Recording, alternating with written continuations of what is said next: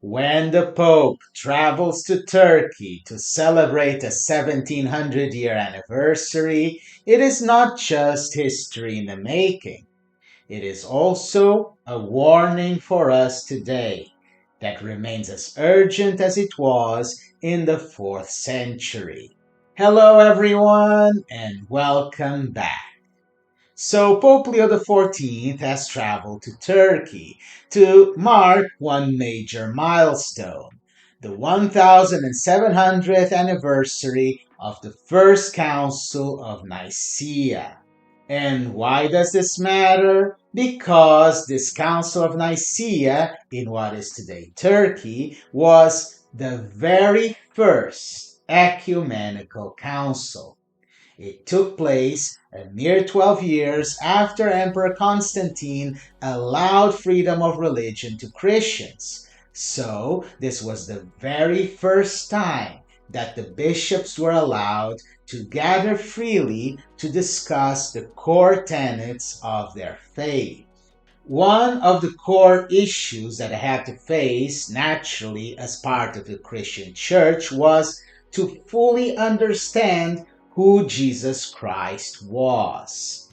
And at the time, there were some divergent claims going around about this. And the two main ones were going to clash at that council. The first view, and the one that ended up being regarded as orthodox, holds that Father and Son are two of the three divine persons of the Holy Trinity. But a priest named Arius argued differently. For him, Jesus Christ had been created by the Father just like any other creature. And this is important because in his apostolic visit to Turkey, Pope Leo XIV warned against a modern trend, a new Arianism, present in today's culture and sometimes even among believers. The Holy Father explained it this way. This occurs when Jesus is admired on a merely human level, perhaps even with religious respect, yet not truly regarded as the living and true God among us. His divinity, his lordship over history, is overshadowed, and he is reduced to a great historical figure, a wise teacher, or a prophet who fought for justice, but nothing more. Nicaea reminds us that Jesus Christ is not a figure of the past. He is the Son of God, present among us, guiding history toward the future promised by God. Now, to be fair, Arius did not argue that Jesus Christ was just a wise teacher or a great man. For Arius, the Son of God had been the very first creature at the dawn of creation, the highest of creatures, but a creature nonetheless. So does that mean that Pope Leo XIV was off base in his comparison with the errors of today? Not at all, because we have already seen this pattern before. Pope Francis had already warned us against old errors in new forms, namely, if you remembered, Neo-Gnosticism and Neo-Pelagianism. Neo-Gnosticism is when people believe that they are holier the more they know, and Neo-Pelagianism that they believe that they are the more holier the better they behave. In both circumstances, what we see is a sidelining of God's grace, which is exactly what makes us holy. Of course, the original Gnostics and Pelagians were much more theologically sophisticated than these errors, and the papal critics at the time of Pope Francis were very eager to point that out. But now that it's Leo making a similar comparison with Arianism, they applaud him because, as we have seen, they read him differently, with a hermeneutic of charity instead of a hermeneutic of suspicion. So, if it is possible for us to speak meaningfully in this sense of Neo-Gnosticism and Neo-Pelagianism, then there is also a sense in which we can talk about a kind of Neo-Arianism today. It is not completely equivalent to the old heresy, but it shares enough traits to warrant a deep study of Arianism from us today so that we can learn from the errors of the past. And if we can find the parallels between these old heresies and the modern trends today, then we can also look back to how the church responded to these old heresies and find guidance. Since the Council of Nicaea was the remedy for Arianism, what can we learn from this council today? In this speech, Pope Leo XIV highlighted three challenges that we must face nowadays in light of this anniversary of the Council of Nicaea. The second challenge is this rise of the new Arianism that invites us to rediscover in Jesus Christ the face of God the Father. Another challenge that he mentioned was the importance of grasping the essence of the faith and of being Christian. For this point, Leo focused on the question of unity. Remember, unity is one of the hallmarks of this pontificate. That's why Leo's papal motto is In Illo Uno Unum. In the one Christ, we are one. The Council of Nicaea itself was a powerful statement of unity. More than 300 bishops gathered, making it the greatest gathering of bishops until that time. And they were able to do this to discuss and resolve matters of faith. And this happened 700 years before the Great Schism that divided East from West. So this council is recognized both by the Catholic Church and by the Eastern Orthodox. This is the reason why Pope Leo used this anniversary to meet with several Eastern Orthodox patriarchs and bishops. This was a tailor-made moment for ecumenical dialogue, in which we can focus in what unites us rather than in what separates us. And this is the reason why it was so moving to see Pope Leo pray the Creed with all these Eastern Orthodox patriarchs. Because that's exactly what happened at the Council of Nicaea 1,700 years ago. Because that's what happened then. To confront Arianism, the bishops gathered in Nicaea crafted a creed with the most core tenets of our faith, a creed that we still pray today in every Mass. And this creed was precisely named the Nicene Constantinopolitan Creed because it was formulated in Nicaea and later on completed in the Second Ecumenical Council in Constantinople. As Pope Leo said, the creed, unanimously professed together, becomes a criterion for discernment, a compass, the center around which our beliefs and actions must revolve. Our Eastern Orthodox brothers and sisters pray this exact same creed with the exception of one word, and this makes it a powerful symbol of unity. The bishops of Nicaea gathered together in unity to resolve matters under dispute. We should do the same today, and that's what Pope Leo tried to affirm. Before we proceed, if you are enjoying this video, please consider hitting like and subscribe so that you will always be updated whenever a new video is uploaded to my channel. Thank you so much. But of the three challenges that Pope Leo raised in this speech, the one that was the most fascinating for me and the most unexpected was the third.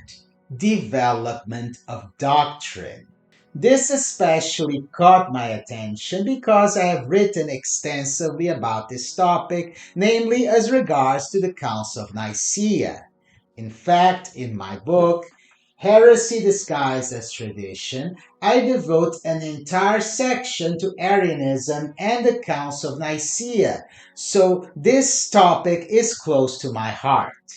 Many people today assume that the bishops at the Council of Nicaea were just trying to protect tradition against Arius' innovations, and in a sense, this is correct.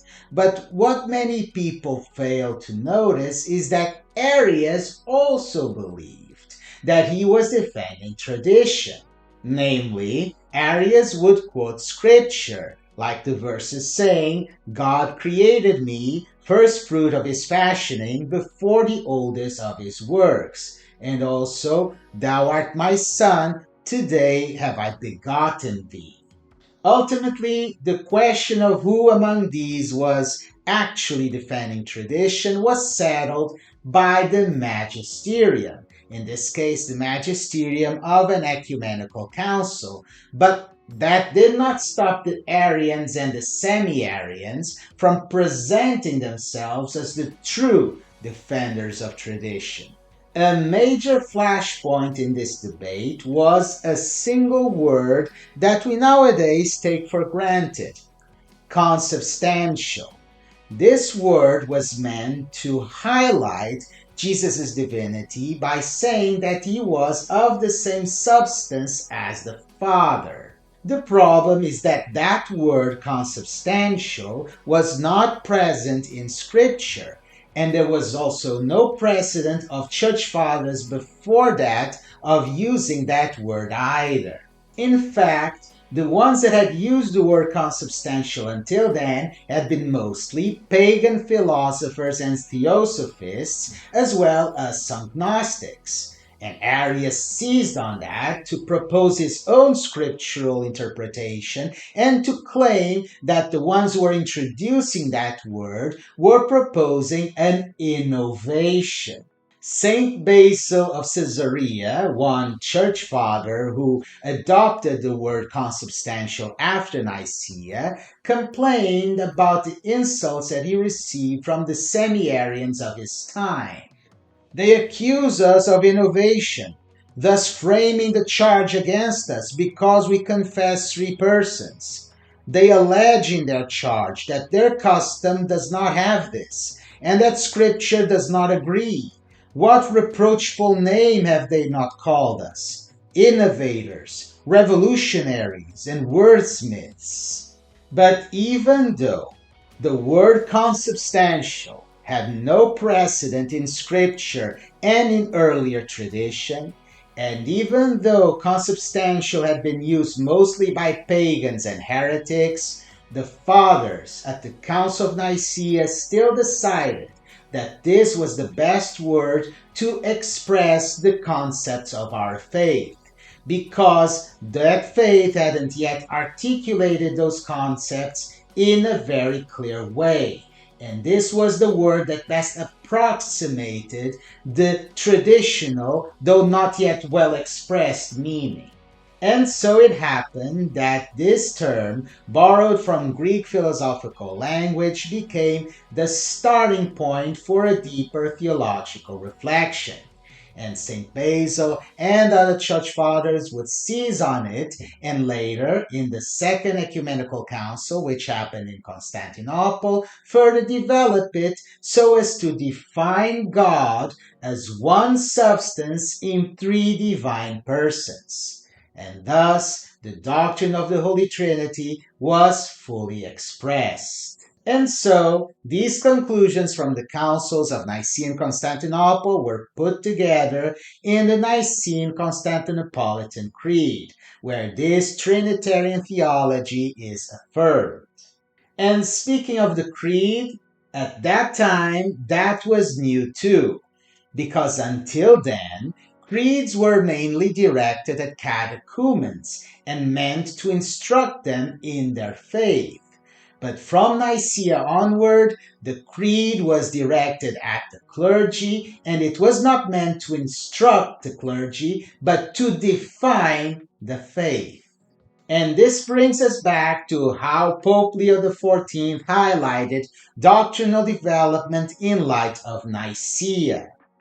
In a complex cultural context, the Nicene Creed expressed the essence of the faith through the philosophical and cultural categories of its time. Yet, only a few decades later, at the First Council of Constantinople, we see that it was further deepened and expanded. Thanks to this doctrinal development, there emerged a new formulation, the Nicene Constantinopolitan Creed, that we profess together in our Sunday liturgies. Here too we learn an important lesson. The Christian faith must always be expressed in the languages and categories of the culture in which we live, just as the Fathers did at Nicaea and in other councils. At the same time, we must distinguish the essence of the faith from the historical formulas that express it, formulas that are always partial and provisional, and can change as doctrine is more deeply understood. Let us recall that the Church's newest doctor, St. John Henry Newman, insisted on the development of Christian doctrine, because doctrine is not an abstract, static idea, but reflects the very mystery of Christ. Therefore, its development is organic, akin to that of a living reality, gradually bringing to light and expressing more fully the essential heart of the faith. Pope Leo actually wrote an apostolic letter ahead of this visit, titled In Unitate Fide, where he talks more deeply about the Council of Nicaea and all the dynamics that I mentioned. So if you'd like to know more about it, please read it in full. I'll post a link to it in the video description below. I'll also leave a link to my book, Heresy Disguised as Tradition, where you can learn more about the Council of Nicaea and many other topics in church history. And I will leave also a link to my personal website, pedrogabrielwriter.com, where you can learn more about my other books and articles. Also, if you enjoyed this video, as I hope you did, please hit like and subscribe so that you'll always be updated whenever a new video is released. That's all for today. God bless. Let us learn with the Council of Nicaea and see you soon.